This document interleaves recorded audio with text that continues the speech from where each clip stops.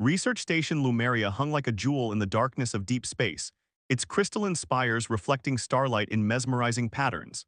Inside the main control center, Chief Researcher Zena Vex stared at the warning indicators with growing concern. Their station's defense grid was failing, and three unknown vessels had just dropped out of hyperspace, their designs unlike anything in their database. Send another distress signal, Zena ordered, her silver-scaled skin shifting colors with anxiety. Standard emergency protocols. Someone must be within range. She watched as the mysterious ships moved into attack formation, their intent becoming clearer by the second. Officer Kira adjusted her neural interface, connecting directly with the station's communication array. Broadcasting on all frequencies, Chief, but we're in an isolated sector. The nearest Galactic Confederation outpost is at least 6 days away at maximum speed. The Arvani were known throughout the galaxy for their advanced technology and peaceful nature. Their research stations dotted the cosmos, seeking knowledge and understanding of the universe. They had never needed powerful weapons or military forces.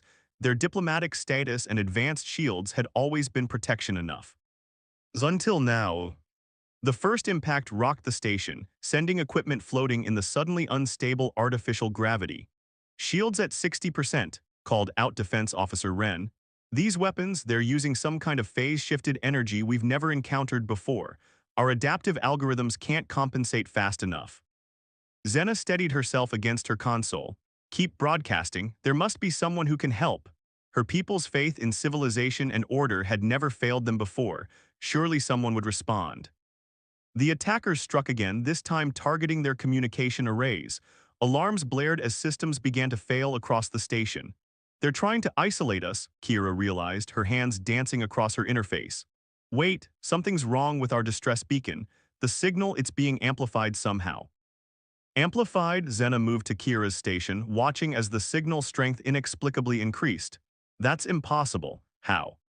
Some kind of quantum resonance effect, Kira explained, her eyes wide. The attackers' weapons are actually strengthening our signal, pushing it further than we thought possible. It's reaching sectors we've never. She stopped suddenly, her skin turning pale gray with horror. What is it? Zena demanded.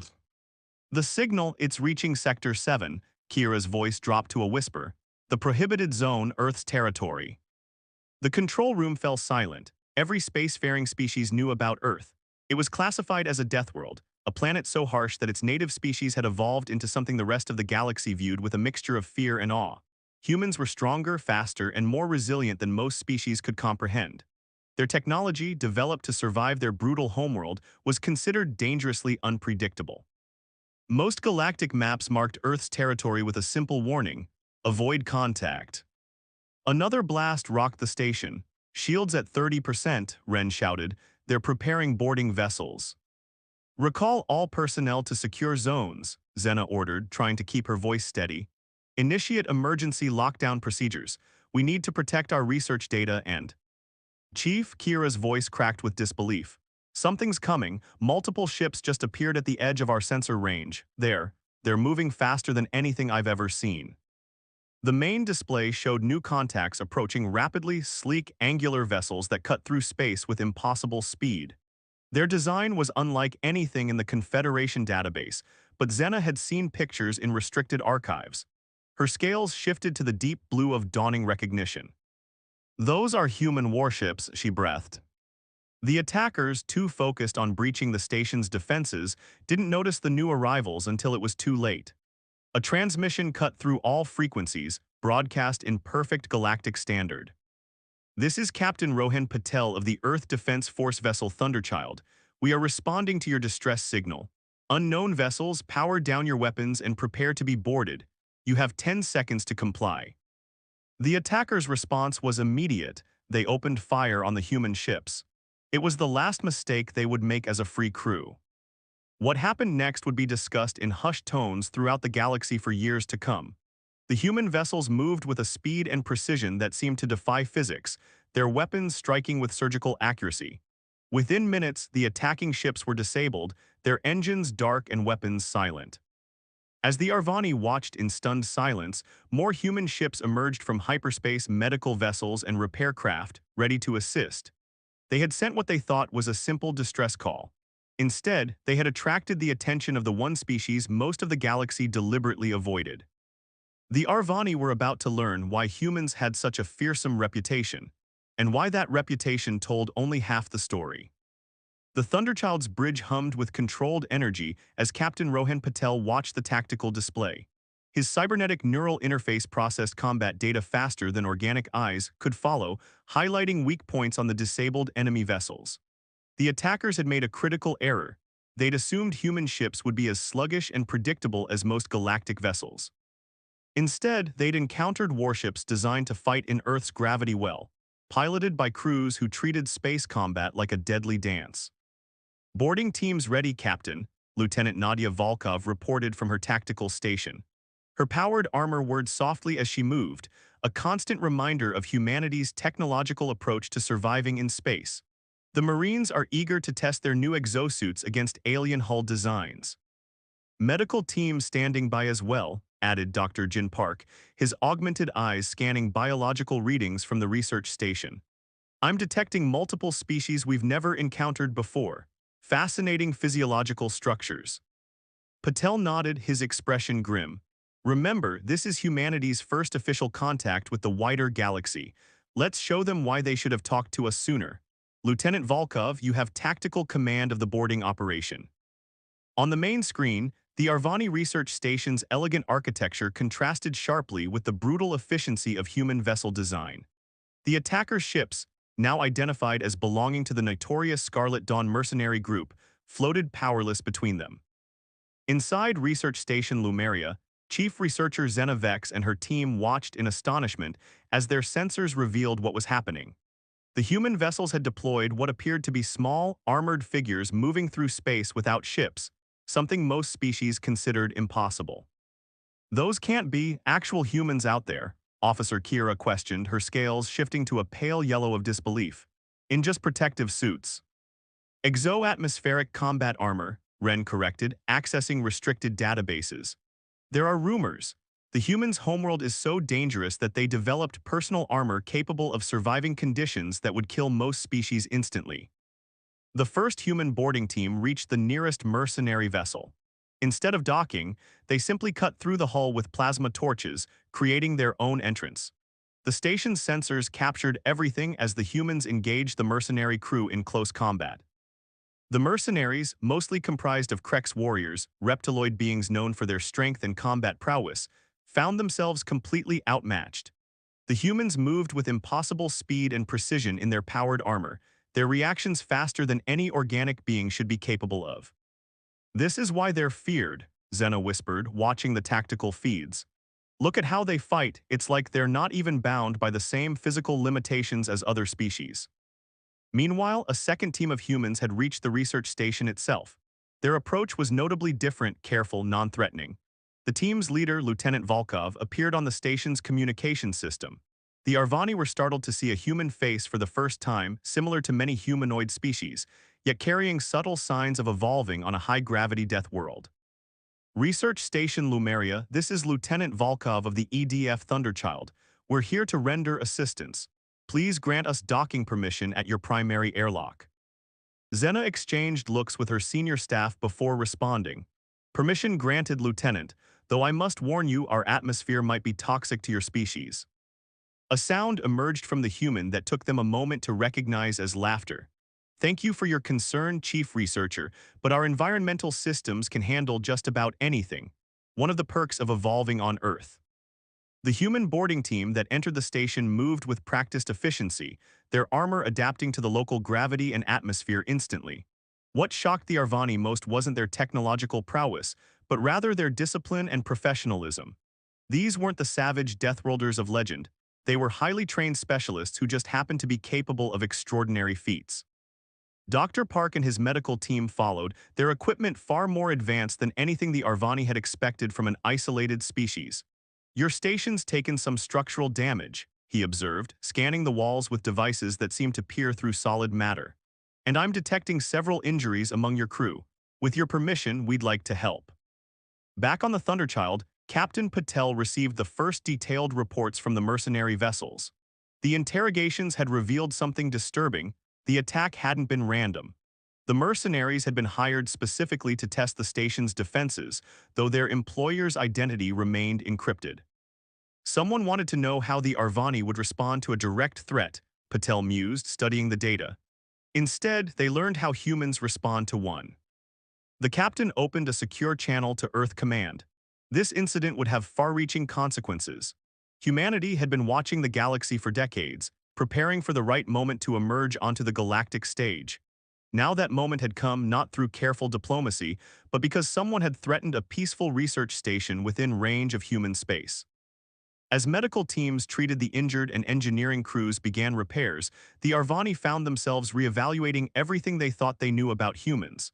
The galaxy had feared them as savage Deathworlders, but the reality was far more interesting. They weren't just powerful, they were precise, professional, and protective of those who needed help. The galaxy had been avoiding Earth out of fear. After today, they would have new reasons to think about the species that had emerged from humanity's harsh cradle, and what their presence might mean for the future of galactic civilization. The mercenary commander, Drakthar of the Scarlet Dawn, watched in growing horror as human marines systematically took control of his ship. His crew, hardened veterans who had fought in countless battles across the galaxy, were being neutralized with terrifying efficiency. The humans moved like no species he had ever encountered, their powered armor making them faster, stronger, and more agile than should be possible in ship-based combat. "Fall back to the cargo hold," he roared through the ship's comm system. "Deploy heavy weapons, they're just Deathworlders, not immortals." Lieutenant Volkov's voice cut through their communications, calm and almost amused. "This is your final warning. Surrender now and you will be treated according to Galactic Convention guidelines. Continue to resist, and we will be forced to demonstrate why Earth's combat training is considered excessive." In the research station's control center, the Arvani watched the boarding action through their sensors. Chief researcher Zena couldn't tear her eyes away from the tactical displays. The humans moved with a coordination that seemed impossible, each soldier anticipating their teammates' actions perfectly, their neural interfaces allowing them to share tactical data in real time. "Look at their heat signatures," Officer Wren whispered, his scales shifting to a deep purple of astonishment. "Their armor isn't just for protection, it's enhancing their natural abilities. The energy output is off our charts." A squad of Krek's mercenaries had set up a defensive position with military-grade plasma cannons. Against any other boarding party, it would have been an impenetrable barrier. The humans simply went through the walls instead, their armor's enhanced strength allowing them to punch through the ship's internal bulkheads as if they were paper. "Impossible," one of the mercenaries screamed, just before a human marine emerged from the ceiling above him. The marine's armor reconfigured in midair, absorbing the impact as they landed behind the defensive line. Dr. Park's voice came through the station's comm system, addressing Zena directly. "Chief Researcher, we've analyzed your atmospheric composition. Your life support systems were more damaged than initially apparent. With your permission, we'd like to deploy our environmental stabilizers." Before Zena could respond, the station's sensors detected a new threat. Hidden mercenary troops had been waiting in the station's maintenance shafts, and they chose that moment to strike. They burst out near the medical team, weapons charged. What happened next became legendary among the Arvani crew. Dr. Park, without even turning from his medical scanner, drew and fired a sidearm with superhuman speed. The weapon discharged not projectiles or energy bolts, but targeted electromagnetic pulses that disabled the mercenaries' weapons and armor systems instantly. "Hostiles neutralized," Park reported casually, returning to his medical work as if nothing had happened. "As I was saying about those environmental stabilizers." Captain Patel's voice came through all channels. "Be advised, we're detecting quantum signature fluctuations from the mercenary vessels. They're attempting to activate some kind of banned technology." The mercenary commander had played his final card.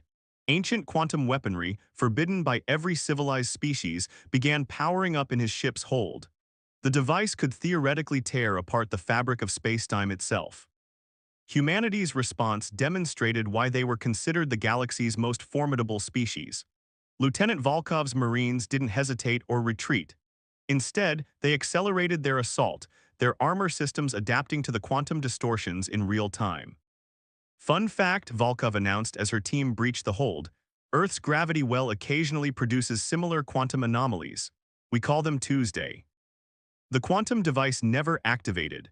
Human EMP charges, specifically calibrated for quantum technology, shut it down before it could reach critical mass. The mercenary commander found himself face-to-face with Volkov, her armor's sensors already detecting and cataloging every piece of illegal technology in the hold. "Here's what you failed to understand," Volkov explained, her armor's external speakers making her voice echo ominously. "Earth isn't just a death world because of its natural conditions. It's a death world because it forced us to become something beyond conventional evolution. Every threat you've tried to use against us, we've already overcome worse." Back on the research station, the Arvani were witnessing another side of human capability. Dr. Park's medical team had not only stabilized their life support, but had begun treating injured crew members with technology that seemed centuries ahead of galactic standard. "Your cellular structure is fascinating," Park commented as he healed a serious plasma burn with a device that apparently reconstructed tissue at the molecular level. "We've theorized about crystalline-based biology, but never encountered it in practice. Would your scientific team be interested in a medical technology exchange program?" Zena found herself laughing despite the situation's gravity. "You're offering to share technology, even after we've seen how advanced you are." Park smiled. "Of course. Earth joined the galaxy's community to learn and grow, not to conquer or dominate. Yes, we're capable of overwhelming force when necessary, but that's not what defines us." As the last mercenary resistance crumbled, Captain Patel prepared to contact Earth Command. The galaxy had just witnessed humanity's combat capabilities firsthand, but more importantly, they had seen how humans used that power not for conquest, but for protection. The message was clear. Humanity was a force to be reckoned with, but also a potential ally unlike any the galaxy had seen before. The Arvani research station's sensors continued recording everything, documenting a moment that would change galactic history forever.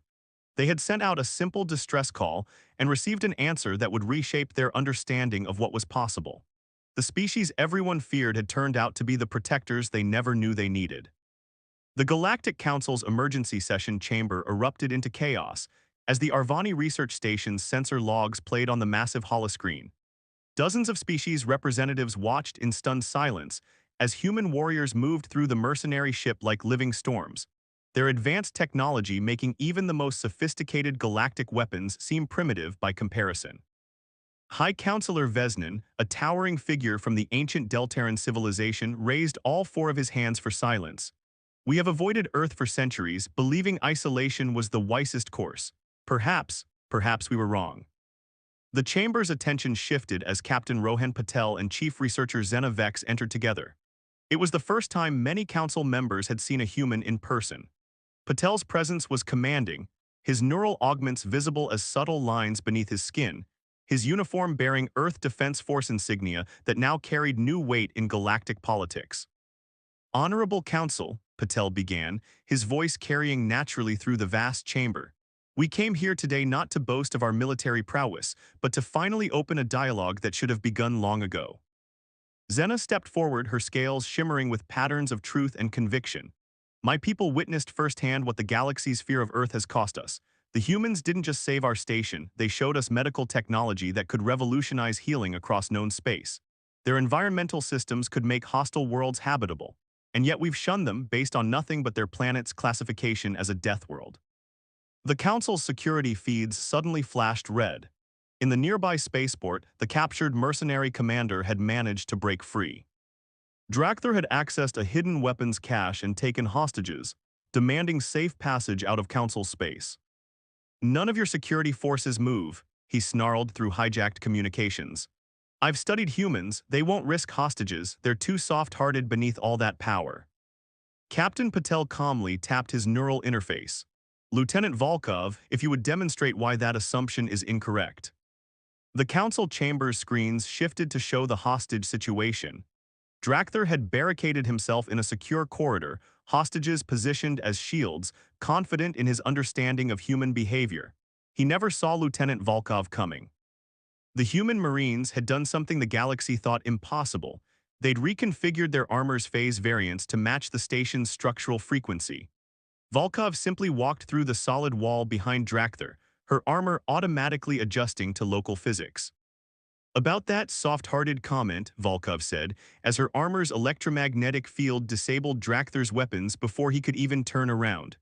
We're not soft, we just have better options than violence. The hostages were safe before anyone in the council chamber could even process what had happened. The galaxy's representatives watched in amazement as human medical teams immediately began treating the hostages for shock.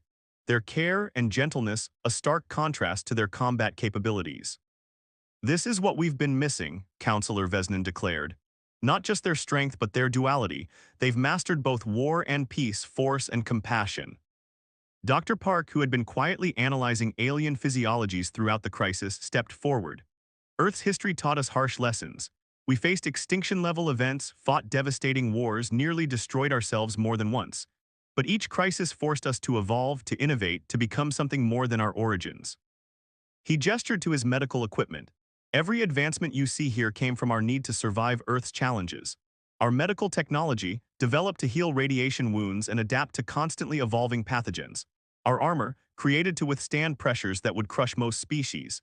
Even our neural interfaces emerged from our drive to process information faster, to react to threats before they could kill us. The council chamber had grown silent, absorbing the implications.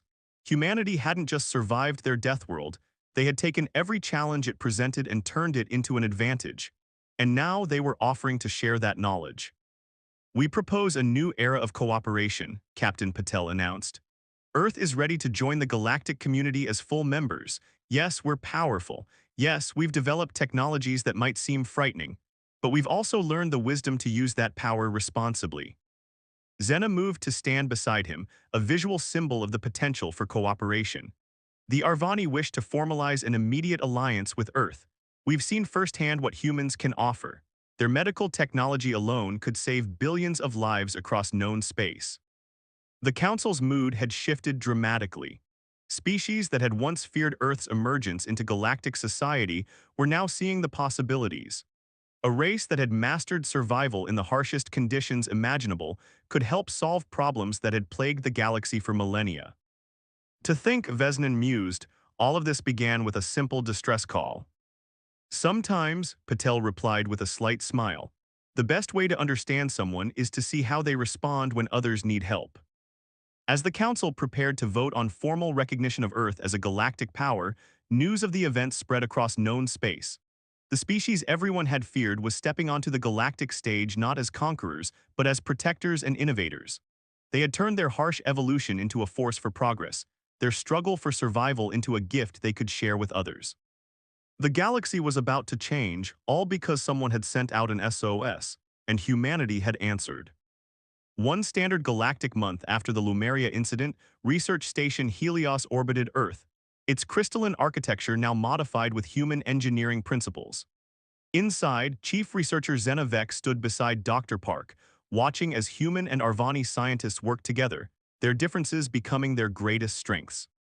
The integration of your quantum computing with our crystalline technology is revolutionary, Xena observed, her scales flickering with excitement patterns. We'd never considered using biological interfaces this way. Park nodded, his augmented eyes analyzing the data streams. And your crystalline storage matrices are solving problems we've struggled with for decades. It's amazing what we can accomplish when we stop fearing each other. The laboratory doors opened to admit Captain Patel and Lieutenant Volkov, now wearing the new insignia of the Joint Galactic Defense Initiative. The program, barely a month old, was already transforming space security across known systems. The interrogation results from the Scarlet Dawn leadership are in, Volkov reported, her armor now incorporating Arvani crystalline elements that made it even more formidable. We've identified their employer, a coalition of arms manufacturers who wanted to trigger an arms race among peaceful species. Patel's expression hardened. They thought attacking the Arvani would force them to militarize. Instead, they accidentally introduced the galaxy to humanity. On the main viewing screen, news feeds from across the galaxy showed the ripple effects of that introduction. Human medical technology was revolutionizing treatment on thousands of worlds. Earth's environmental systems were transforming hostile planets into habitable ones. But most significantly, the mere presence of human peacekeeping forces had drastically reduced piracy and organized crime across known space. The latest reports from the Galactic Council are interesting, Xena noted, pulling up the data. Several species that once advocated for Earth's continued isolation are now requesting human expertise for their own planetary defense systems. Fear is giving way to understanding, Park mused, adjusting a neural interface designed for Arvani physiology. Though I must admit, watching the Council's reaction to our latest technological demonstration was entertaining. That demonstration had shattered yet another assumption about human capabilities. The Council had watched in amazement as human ships performed maneuvers that defied conventional physics, using principles developed to survive Earth's extreme conditions. The same technology that had helped humanity endure their death world was now opening new possibilities for galactic exploration. A priority alert flashed across their screens. In a distant sector, a Deltaran colony was facing an environmental crisis. Once they would have had hours to evacuate, now they had options. Thunderchild standing by, Patel reported, already moving toward the exit. We can reach them in 15 minutes with the new quantum drive. I'm coming with you, Xena declared. The colony's crystalline structures are similar to our technology. My expertise could help stabilize their systems. No one questioned her decision. The integration of human and alien capabilities had proven so successful that mixed crews were becoming standard throughout the fleet. Earth's reputation as a death world hadn't changed, but the galaxy's understanding of what that meant had transformed completely. As they prepared for emergency response, Volkov's tactical systems detected something interesting. Captain, the quantum signatures around the colony. They match the patterns we saw during the Lumeria incident. The same weapons manufacturers, Patel concluded. They're testing us again. The Thunderchild's crew, human and alien working in seamless coordination, moved with practiced efficiency. In the ship's medical bay, human doctors worked with Arvani healers, their combined knowledge ready to handle any crisis. The engineering team, incorporating expertise from 3 different species, had turned the vessel into something beyond what any single civilization could have achieved. It's ironic, Xena reflected as they entered quantum space. The galaxy avoided Earth out of fear of what humans might do if they joined the galactic community.